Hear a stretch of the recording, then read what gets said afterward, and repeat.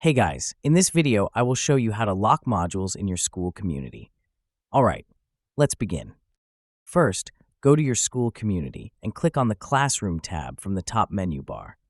Then, click on New Course. Start by giving your course a title and description. Next, you will see several lock options. The Open option means everyone in your community can access the course. The Level Unlock option lets you restrict access based on member levels. For example, if you select Level 4, only members who have reached Level 4 or higher can access the course. The Buy Now option is for paid courses. To use this, connect your Stripe account. Members will need to pay to unlock the course.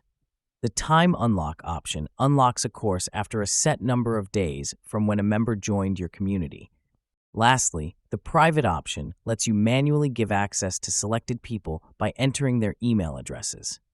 You can also set courses for annual memberships, allowing only users on the annual plan to access them. After setting your preferred lock option, you can upload a cover image and click Add to create the course. Once created, it will appear in your classroom, but only members meeting the unlock criteria will be able to access it. So that's basically how you can lock modules in your Skool community. And that's it for this video. If you find this helpful, consider subscribing and giving this a big thumbs up. Thanks.